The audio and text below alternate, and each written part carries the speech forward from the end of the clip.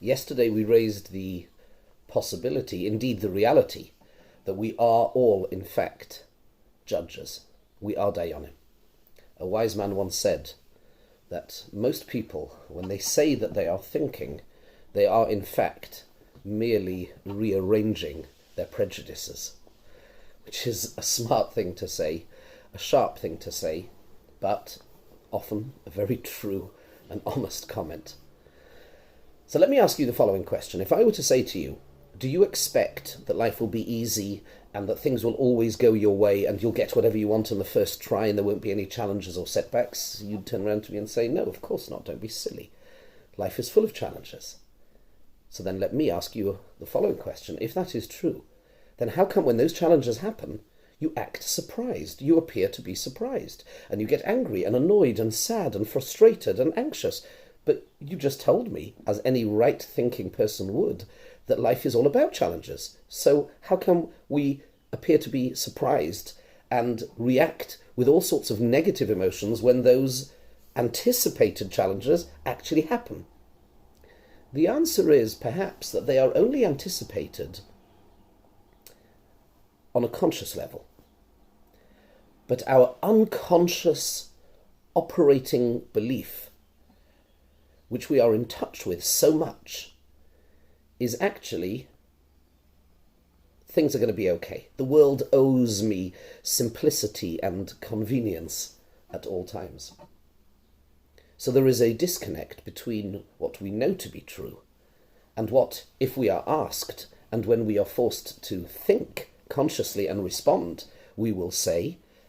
But there's a gulf of difference between that and the world that we operate in, the world that we live in, and the way that we react, because we react and we use this unconscious operating belief.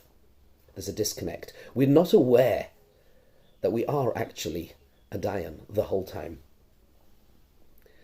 So let's take this idea of actually all of us being Dayanim, being judges the whole time. Let's think about this a little bit more. What does a Dayan have to do? Number one, treat everybody fairly and equally. Now, in order to accept that idea, you have to accept that there is another perspective.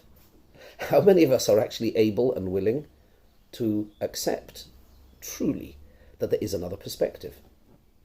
And to give that other perspective equal weighting to your own instinctive response. A Dayan needs to have both parties present in the room. A Dayan is not allowed to listen to one party if the other one isn't present. Well, how many times in our lives when things happen to us is the other party present? Are we even aware that the other party is present? And then are we able to give that other party, the other way of looking at things, equal representation? And do we then, when we've heard both sides and we're coming to the critical stage of deciding, being machriya, who is right and who is wrong, do we seek to justify our own truth, or do we seek the truth? So in short, the first thing we need to do is dodge surprise.